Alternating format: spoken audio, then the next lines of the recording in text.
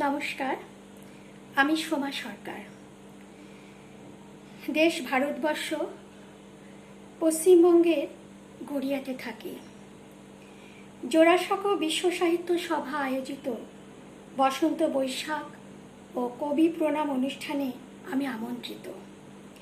আমাকে আমন্ত্রণ জানানোর জন্যে কবি সাহিত্যিক শ্রী শঙ্কর হালদার দাদা মহাশয়কে কৃতজ্ঞতা ও প্রণাম জানিয়ে আমার আজকের নিবেদন কবিগুরু রবীন্দ্রনাথ ঠাকুরের লিপিকা কাব্যগ্রন্থ থেকে সন্ধ্যা ও প্রভাত।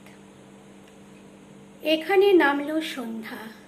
সূর্যদেব, কোন দেশে, কোন সমুদ্র পাড়ে তোমার প্রভাত হলো?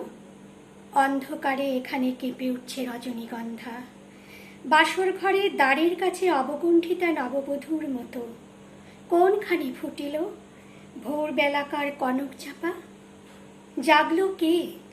নিবিয়ে দিল সন্ধ্যায় জ্বালানো দ্বীপ, ফেলে দিল রাত্রে গাঁথা সেঁওতি ফুলের মালা।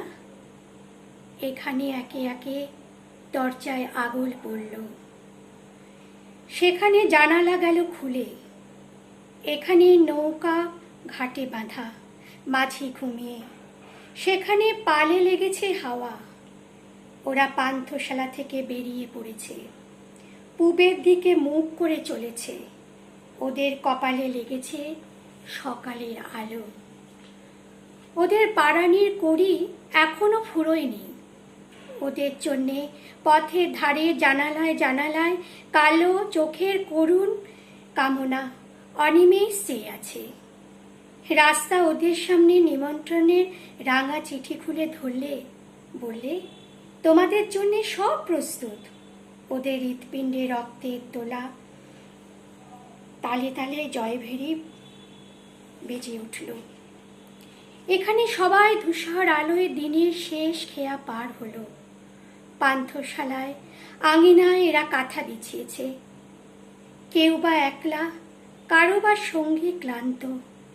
সামনের পথে কি আছে অন্ধকারে দেখা গেল না। পিছনের পথে কি ছিল কানে কানে বলাবলি করছে। বলতে বলতে কথা বেঁধে যায়, তারপরে চুপ করে থাকে।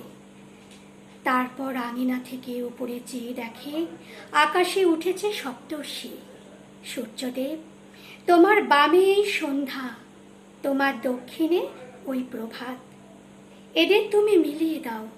এর ছায়া ওর আলোটিকে একবার কোলে তুলে নিয়ে চুম্বন করুক। এর পূরবী ওর বিভাসকে আশীর্বাদ করে চলে যাক।